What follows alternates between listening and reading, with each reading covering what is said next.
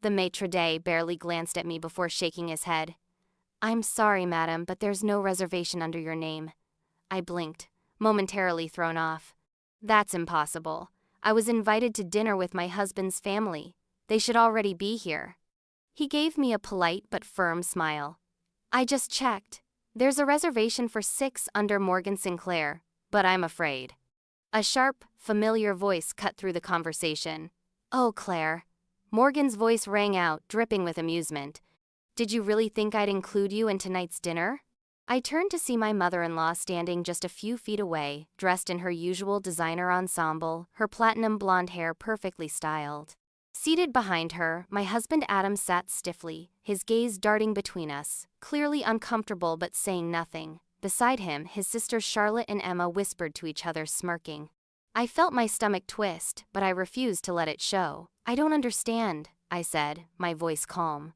Morgan's smile widened. "Oh, sweetheart, I didn't think you'd actually come." She chuckled as if I had done something amusing. "This is a family dinner. A place like this is, well, it's a bit out of your league, don't you think? Maybe a budget restaurant suits you better." Charlotte snickered behind her wine glass. Emma avoided my gaze. Adam just sat there, gripping his fork, silent. I felt the weight of humiliation settle in, the judgment in the air thick enough to choke on. Other guests were beginning to notice, their curious glances flicking toward the unfolding drama. I should have seen this coming. For years, Morgan had made it abundantly clear that I was never good enough for her son. I didn't come from old money like she did. I didn't attend prestigious schools. I wasn't born into their privileged world. From the moment Adam and I got engaged, Morgan had gone out of her way to remind me that I didn't belong. At first, it was subtle passive-aggressive comments about my simple tastes, the way she would conveniently forget to invite me to family events, the expensive gifts she would buy for Adam while giving me nothing but empty smiles. But tonight, she had taken things to a whole new level. She had planned this. She had arranged for my husband's family to have a luxurious dinner at one of the most exclusive restaurants in the city, ensuring I would be left standing at the entrance like an unwanted outsider. And she was enjoying every second of it. The humiliation should have burned. I should have felt small, but instead, something inside me clicked. I smiled, a slow, deliberate smile that made Morgan's expression falter for just a second. Then, without a word, I turned to the maitre d'. "Would you be so kind as to ask the owner to come out?" I asked, my voice smooth and confident. Morgan let out a laugh. "Oh, please, do you really think the owner of this place is going to come out here just because you asked?" I turned back to her and met her gaze evenly. "Yes, because the owner of this restaurant, he knows me very well. And in a few moments, my dear mother-in-law is about to learn a lesson she'll never forget." Morgan's smirk didn't waver, but I could see the slightest flicker of doubt in her eyes. She had spent years treating me like an outsider, but tonight she had escalated her little game into outright humiliation. And she had done it in front of my husband, his sisters, and a restaurant full of people. The air around us felt thick, heavy with anticipation as I stood my ground, refusing to let her win. The maitre d' hesitated, clearly unsure whether to humor my request. But before he could respond, a deep voice cut through the tension. "Claire." I turned just as Daniel Leon, the owner of this exclusive establishment, stepped into view. A man in his early 50s, Daniel was the definition of refined elegance, salt and pepper hair, a tailored suit, and the kind of confidence that came with owning one of the most sought-after restaurants in the city. Morgan's eyes widened slightly as she registered the way he looked at Mena with dismissal, but with genuine warmth. "Daniel," I greeted, my smile widening. "It's been a while." His gaze flickered over to Morgan, then to Adam and his sisters before settling back on me. "It has. What brings you here tonight?" I gestured toward the table where my in-laws sat, their expressions shifting from amusement to something far more uncertain. "Apparently, I wasn't included in the reservation," I said lightly. "A bit of an oversight, wouldn't you say?" Daniel's eyes darkened slightly, catching the unspoken subtext in my words. Then, just as quickly, a polite smile curved his lips. "That won't do at all." Morgan scoffed, crossing her arms. "Oh, please, do you really think this restaurant can just find a seat for her? This is a private dining establishment. You don't just walk in and expect a table." Daniel's expression remained unreadable. "You're absolutely right, Mrs. Sinclair," he said smoothly. "This restaurant does not accept last-minute walk-ins." I felt a pang of disappointment, but before I could respond, he turned toward the maître d'hôtel. "But Claire is not a walk-in. She is family." The entire table froze. Charlotte's glass nearly slipped from her fingers. Emma's eyes darted between me and Daniel in shock. And Adam, he just sat there, his grip tightening on his silverware. But still, he said nothing. Morgan, however, wasn't one to back down easily. She let out a disbelieving laugh. "Family? Oh, this is rich. You must be mistaken. Claire is my son's wife, and I assure you she has no connections to." "Actually," I interrupted smoothly, "Daniel and I go way back." Morgan narrowed her eyes. "How?" I leaned forward slightly, my voice just loud enough for those at the nearby tables to overhear. "Before I married Adam, I used to work in fine dining, and Daniel, he was my mentor." A stunned silence settled over the table. Morgan opened her mouth, likely to protest, but Daniel cut her off with a smile that didn't quite reach his eyes. "Claire isn't just some former employee," he said calmly. "She trained under me when she was fresh out of culinary school. I personally taught her everything she knows about hospitality and high-end service. She was one of the best students I ever had." Morgan's jaw tightened. This was not going how she had planned. I could see the realization settling in the fact that despite all of her efforts to belittle me, I had a past she knew nothing about. A past that now undermined her entire stunt. And I wasn't finished. I turned to the maître d'hôtel, still standing awkwardly at his podium. "I assume Daniel's word is good enough to find me a seat?" The maître d' immediately straightened. "Of course, Miss Claire. I'll have the staff prepare a table right away." Morgan's face turned a shade of red I had never seen before. "This is ridiculous," she hissed under her breath. "You're telling me she gets special treatment just because she used to work for you?" Daniel chuckled. "No, she gets special treatment because she earned it." The maître d' signaled for a waiter, who hurried over and began setting a place at their table, right next to Adam. "Oh," I mused, feigning surprise. "Looks like there's actually plenty of room after all." Morgan's fingers curled into fists against the tablecloth. "This is absurd." I leaned in just slightly, lowering my voice so that only she could hear. "What's absurd is that you thought you could humiliate me and get away with it." Her nostrils flared. "You're being dramatic." I shrugged. "I'm just enjoying dinner with my family. Isn't that what you wanted?" Before she could snap back, Daniel patted my shoulder. "I'll have the chef send over something special for you, Claire." Morgan nearly choked. "Something special?" Daniel smiled. "On the house, of course." Morgan was seething now, but there was nothing she could do. Adam, still silent, reached for his drink, but I caught the flicker of something in his expression. Was it relief, embarrassment, shame? I wasn't sure, but what I did know was that this dinner had just begun, and Morgan Sinclair, she was going to regret ever thinking I could be dismissed so easily. The waiter placed a freshly polished silver plate in front of me, followed by an elegant amuse-bouche, something delicate, artfully arranged and entirely complimentary, courtesy of Daniel. Morgan's expression was pure, unfiltered rage. "Oh," I murmured, picking up my fork and slicing through the dish with practiced ease. "This looks incredible." I took a bite, savoring it, not just the taste, but the deliciously tense silence that followed. Across the table, Charlotte and Emma exchanged wary glances. Adam still hadn't said a word, choosing instead to stare at his wine glass as if it held the answers to his problems. Morgan, however, wasn't the type to accept defeat gracefully. She took a slow sip of her own wine before placing the glass down with a little too much force.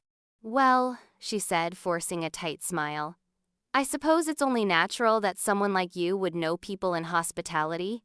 I arched a brow. "Hospitality?" Morgan waved a hand, feigning politeness. "You know, service industries, waiting tables, kitchen work, not exactly the kind of careers we're accustomed to in this family."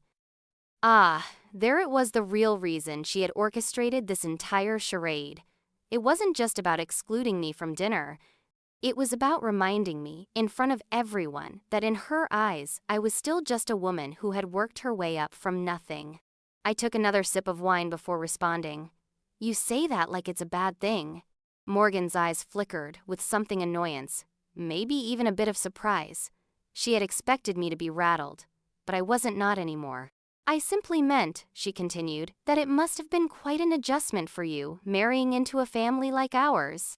Her tone was light, but the words dripped with condescension, and Adam still said nothing. I turned my gaze to him, studying the way he refused to meet my eyes. And that's when it hit me, this wasn't just about his mother's cruelty, this was about his silence. Because this wasn't the first time Morgan had tried to humiliate me. It had happened at our wedding when she conveniently forgot to invite my side of the family to the rehearsal dinner. It had happened at Christmas when she gifted me a cookbook titled Simple Recipes for the Clueless Wife in front of an entire room of people. It had happened last summer when she made a snide remark about how fortunate I was that Adam had taken a chance on me. And every single time, Adam had let it slide, and I had told myself it wasn't worth fighting over, that I didn't want to be the cause of conflict.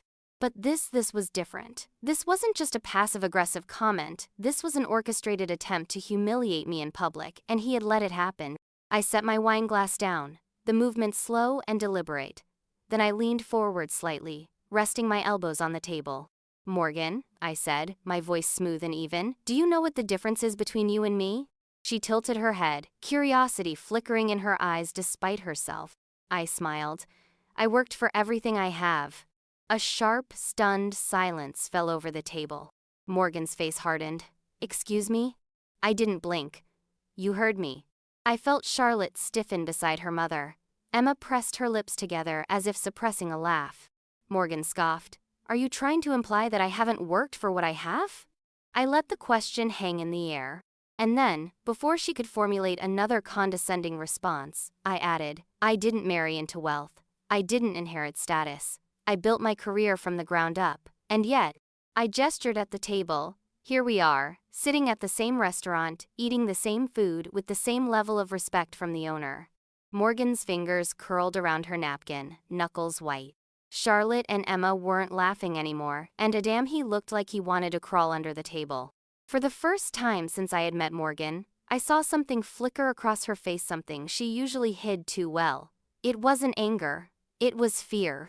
Because she had spent years trying to convince herself that I didn't belong, that I was lesser, that I was just some gold digger who had latched onto her son. But now she was starting to realize the truth. And the truth was that I was not someone she could break. I picked up my fork, casually cutting into my dish again. Oh, and Morgan! She exhaled sharply through her nose, clearly furious that I had stolen control of the conversation. What? I smiled, slow and deliberate.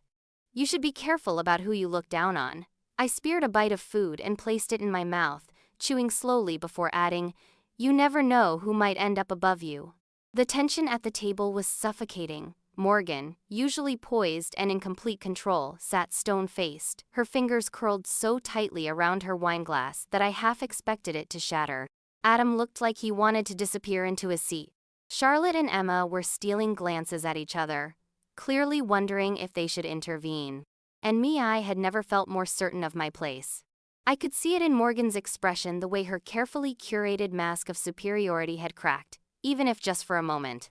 She wasn't used to being challenged. She had built her power on people bending to her will, on people being too afraid or too polite to put her in her place. But Tu wasn't afraid of her anymore. Morgan took a slow breath, composing herself before placing her glass down with a soft but deliberate click. I see, she said finally, her voice deceptively smooth. I suppose I should commend you, Claire. You've managed to elevate yourself beyond your circumstances. I took another sip of my wine, not giving her the satisfaction of a reaction. But tell me, she continued, her lips curving into a saccharine smile, if you're so independent, so self-made, why is it that my son is the one paying for your lifestyle? I paused. Charlotte let out a quiet gasp. Emma shifted uncomfortably, and Adam flinched. Morgan's smile sharpened. She could feel the eyes of the table on me now, waiting for a response. I set my glass down, my movements slow and deliberate. What do you mean by that? I asked, fighting confusion. Morgan leaned forward, dropping her voice to a mocking whisper. I mean, darling, that my son is the reason you can afford that lovely little boutique job of yours, isn't he? You don't actually need to work, yet you play pretend at having a career. How charming. She tilted her head, her smug smile returning. You talk about self-sufficiency, but at the end of the day, you're still just someone my son supports. And there it was, her final card, the insult meant to humiliate me beyond recovery, the final blow to put me back in my place. I let the words settle, taking in the way Adam still refused to look at me, the way his sisters held their breath, waiting for me to crumble. And then I laughed, not a small, embarrassed chuckle, but a full, genuine laugh. Morgan's smirk faltered. I'm sorry, is something funny? I placed my napkin back onto the table, still chuckling. I just realized how truly out of touch you are, Morgan. Her eyes narrowed. Excuse me? I gestured toward Adam, my voice calm and deliberate. You think he supports me? I asked, arching a brow. That's adorable. Charlotte made a choking sound. Emma's lips parted in shock, and Adam went pale.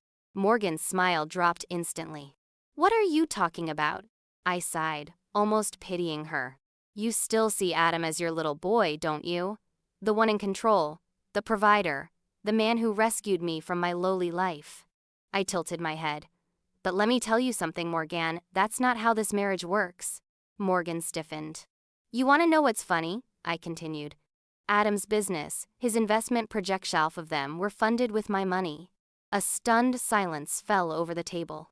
Morgan's eyes widened, her entire world shifting in real time. What? She whispered. I smiled, but this time there was no warmth in it.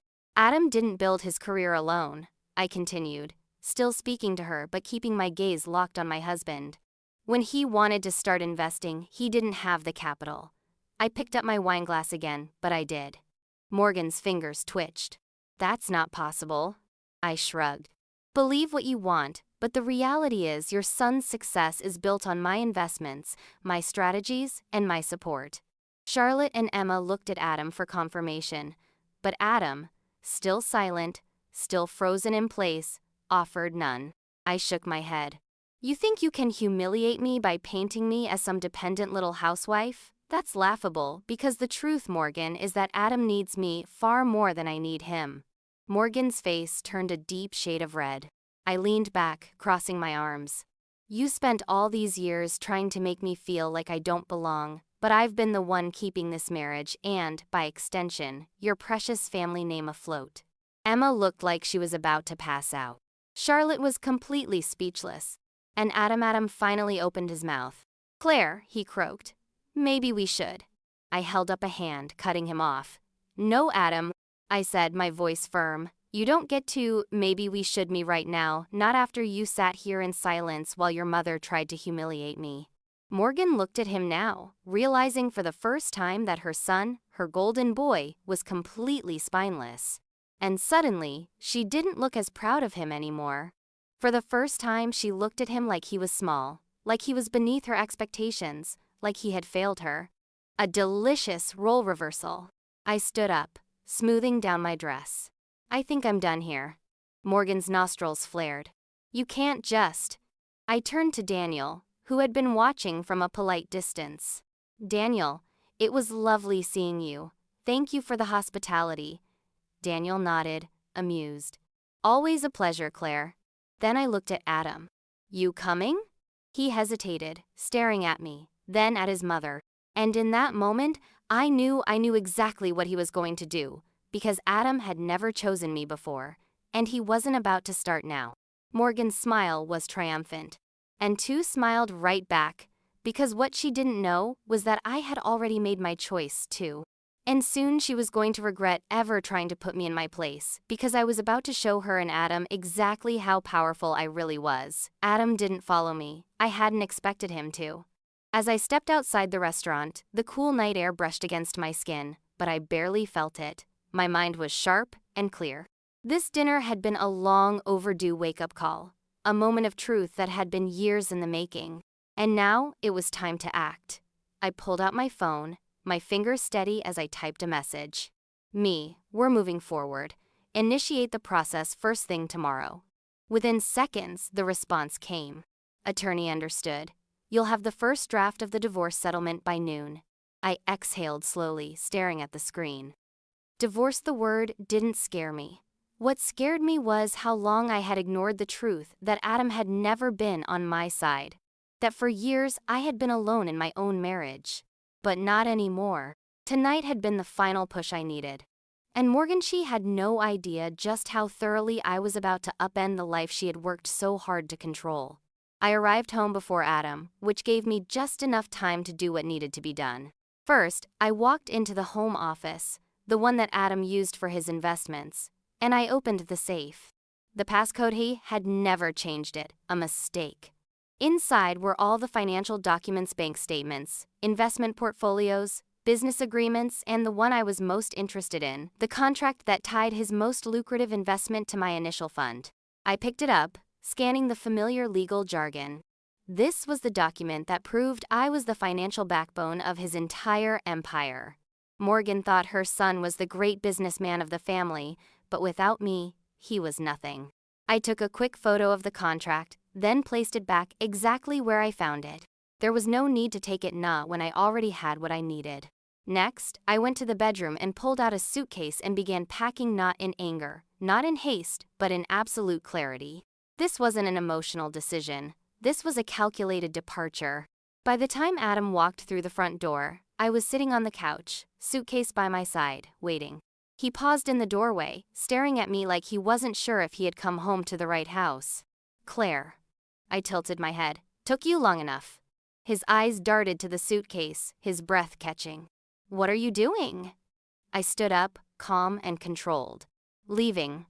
Adam's mouth opened slightly, but no words came out. You made your choice, Adam, I said smoothly, back there at the restaurant, when your mother humiliated me again, and you just sat there. His jaw tensed. I was trying to keep the peace. I laughed. Peace, Adam? Your mother planned this entire dinner to embarrass me. She booked a table and left me off the reservation on purpose. She insulted me. She tried to make me feel like I didn't belong. I stepped closer, watching him shrink slightly under my gaze. And you let her, just like you always do. He rubbed the back of his neck, clearly flustered. It's complicated, Claire. You know how she is. I let out a breath. No, Adam, it's simple. You're weak. His eyes snapped to mine, offended, but it was the truth. You've spent our entire marriage letting your mother dictate how you treat me. I was patient, Adam. I gave you so many chances. But tonight, I shook my head. Tonight I finally saw you for what you are. Adam swallowed hard. Claire, let's just talk about this. I sighed. That's the problem, Adam. There's nothing left to talk about. I picked up my suitcase and brushed past him. And then, just as I reached the door, I'll fight you on this. I turned. What? Adam's face had darkened, his voice low. If you think you're walking away from this marriage with half of everything, you're mistaken. I stared at him for a moment before smiling. Oh, Adam, I said softly. You really should read your own contracts more carefully. Confusion flickered across his face. What? I cut him off. You wouldn't even have half of what you own if it weren't for me. You used my money to build your investments, and guess what? I let the moment hang. I have all the paperwork to prove it. His face drained of color. I stepped closer, lowering my voice.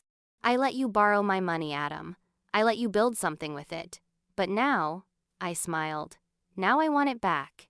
Adam staggered back a step, the reality hitting him all at once. He thought he could threaten me. He had no idea who he was dealing with. Adam stood frozen in the doorway, his face pale, his jaw clenched. I could see the exact moment the realization hit him that I wasn't just leaving him.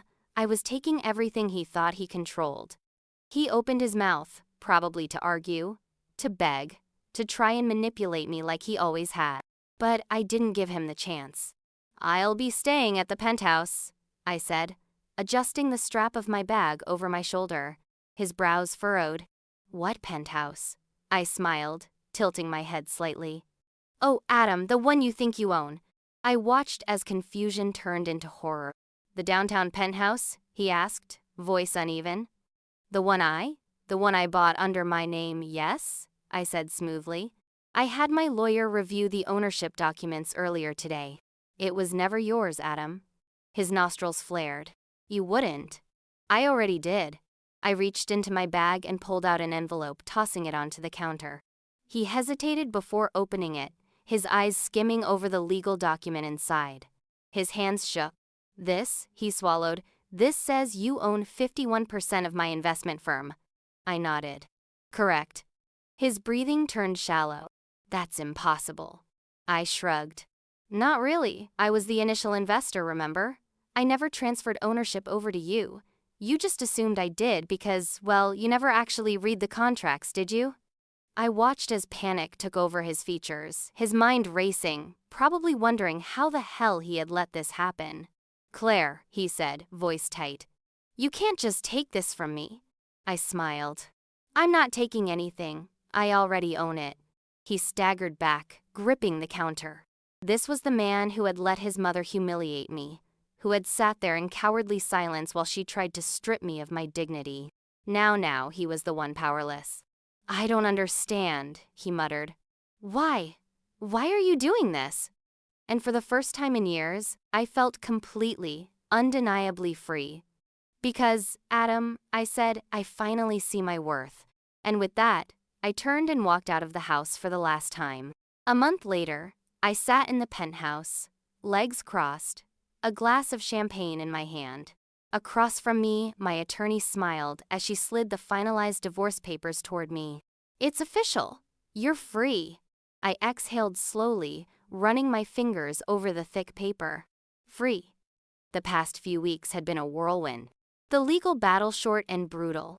Adam had tried to fight, of course. He had stormed into meetings, demanded a better deal, threatened to take me to court. But the moment my lawyers laid out the documents proving I was the true majority shareholder in his firm, his arrogance had collapsed. Morgan had tried to intervene. She had called me, furious, accusing me of being a gold-digging snake. I had simply responded, if you raised him better, this wouldn't have happened. And then I blocked her number because Morgan Sinclair was no longer my problem. I lifted the champagne glass to my lips, savoring the moment. And then, as if the universe wanted to gift me one last laugh, my phone buzzed. Adam, can we talk? I smirked, setting the glass down and typing back, me, about what? A pause. Adam, I don't know what to do. I exhaled, shaking my head. It was sad, really. For years, I had waited for Adam to show up for me, to be the man I thought I married. I had waited for him to stand up to his mother, to fight for me the way I had fought for him. But now, I saw him for exactly what he was. A man who had spent his life hiding behind the power of others, too weak to build anything on his own. And the irony needed me now more than ever. But two didn't need him at all. I typed one final message. Me, that's not my problem anymore. And then I blocked his number too. Because for the first time in my life, I was choosing myself. And that was the most powerful thing I had ever done.